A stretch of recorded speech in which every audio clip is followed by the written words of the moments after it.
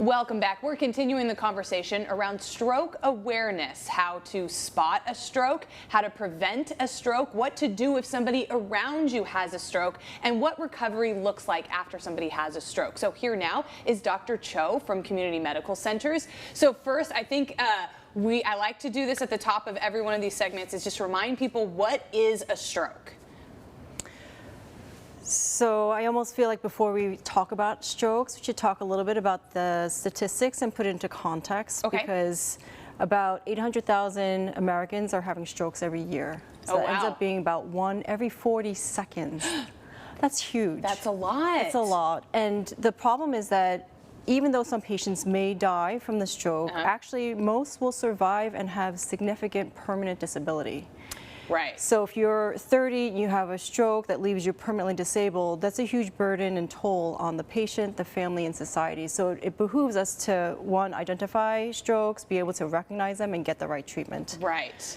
So a stroke is basically what I think of it as, like a heart attack to the brain. Yes. So it's a brain attack. Yes. And it's often due to vascular problems, meaning related to the blood vessels.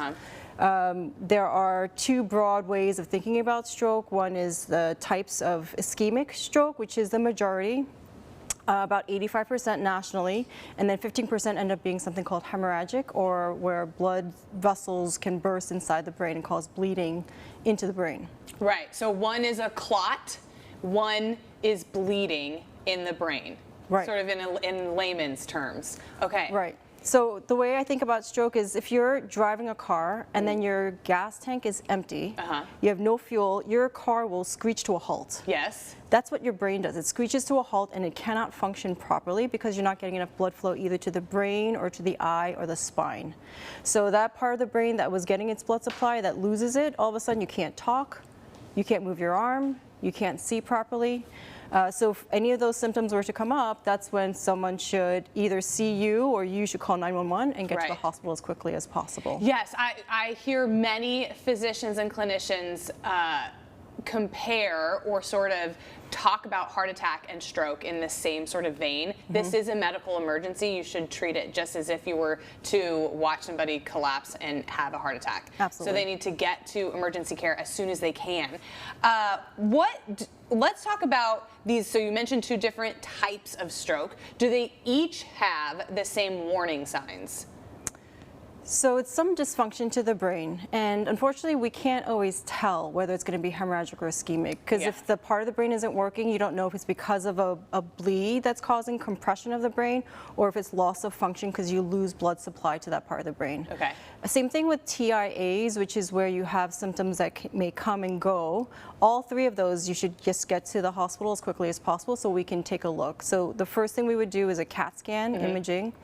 That will distinguish between bleeds and no bleeds, and each will have its own separate algorithm for treatments. Right. So no matter what, always err on the side of caution. Even if in the back of your mind you're like, I don't know, it might not be a stroke. Right. Because the brain, I mean, that is you. That's how you function. That's your personality. And so the longer we leave that untreated, you know, the bigger the changes to your brain are going to be, right? Absolutely. So how can strokes be prevented? Because we talk about, especially, you know, after the last couple of years, we want to be proactive about our health. We want to understand our health personally. So how do we prevent stroke?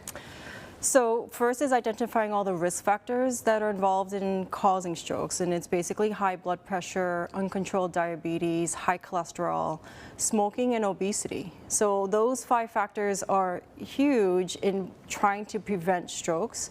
I usually tell patients to partner with their primary care doctors because that's their best advocate to try to control and prevent strokes from coming on. If someone unfortunately ends up having a stroke, though, there are still treatments. So let's take ischemic strokes.